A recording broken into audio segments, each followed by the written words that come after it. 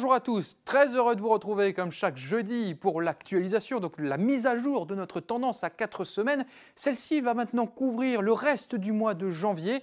Mois de janvier, on se souvient, qui a commencé de façon très perturbée, mais je vous le dis, ça c'est sûr maintenant, les conditions se calment enfin. Regardez justement, pour cette semaine, du 13 au 19 janvier, voilà, c'est le retour de l'anticyclone, mais comme on l'avait déjà annoncé la semaine dernière, c'est-à-dire vraiment le gonflement de l'anticyclone, le retour d'un temps sec, mais froid sur la moitié nord avec de bonnes gelées. Et les après-midi, ça aura du mal à passer au-dessus du 0 degré, mais progressivement au fil de la semaine, les températures vont remonter, vont rejoindre les normales de saison. Pour la semaine suivante d'ailleurs, ce sera toujours les conditions anticycloniques qui vont perdurer, des pressions assez élevées sur l'ensemble de l'Europe, même si sur le nord-ouest, on pourrait peut-être avoir quelques passages nuageux, peut-être une ou deux ondées, mais globalement, ça va rester assez sec et surtout les températures vont continuer de progresser, donc il fera de plus en plus doux.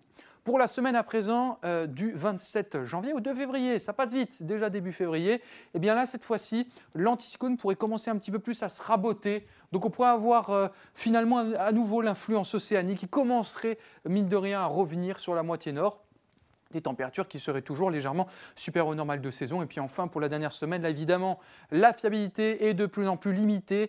Pour la semaine juste avant les vacances d'hiver, on pourrait avoir la reprise d'un flux océanique, mais surtout sur la moitié nord, le sud-est pourrait rester quand même assez à l'écart. On va regarder l'évolution des températures pour un petit peu synthétiser tout ce qui va se passer.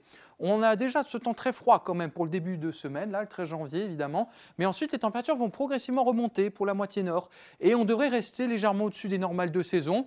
Pas vraiment d'aspérité non plus, il ne fera pas forcément très doux, mais voilà, globalement, on n'a pas de coup de froid en vue d'ici début février.